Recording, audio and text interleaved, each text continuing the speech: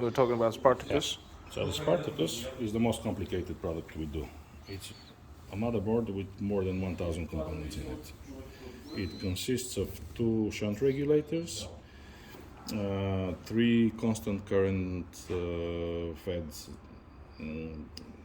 filament heaters, 2 servo bias controls, and all this under the supervision of a microprocessor. Mm-hmm. Plus, of course, all the rectification and all the other stuff for the power supply. So this board is mounted at the bottom of the unit with all the components upside down.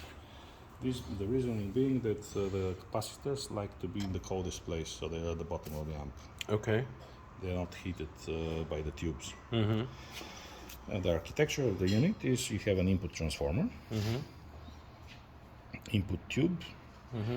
which goes to an interstage transformer, doing the phase splitting and controlling 2 sets of output tubes. So those 4 tubes mm-hmm. are the output tubes. And the power stage is regulated with a shunt regulator with the 6 300B. Okay. Those are voltage references, mm-hmm. and then they take in the op amps to create the shunt regulators. Okay. For the driver, the shunt regulator is a MOSFET. Mm-hmm.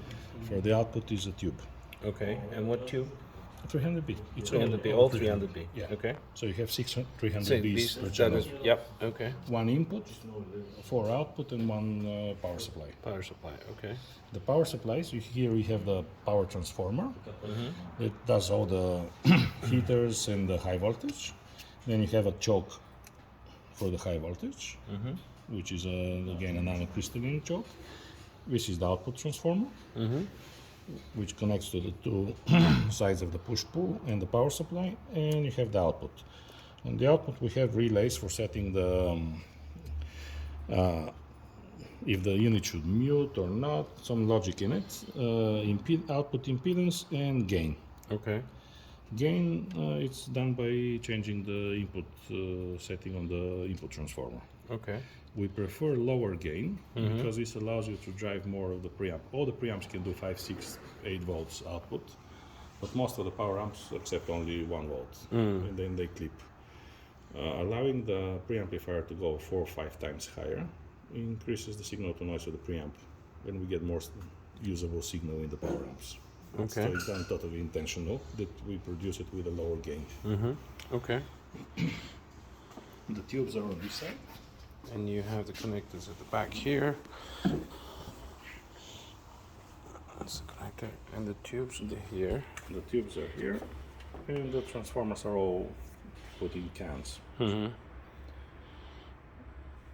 Okay. You can do tube rolling here because the height allows to accommodate the Aerogs or KR or whatever other 300B you want to go for. And this is the KR one, but you can do it with the Aerog.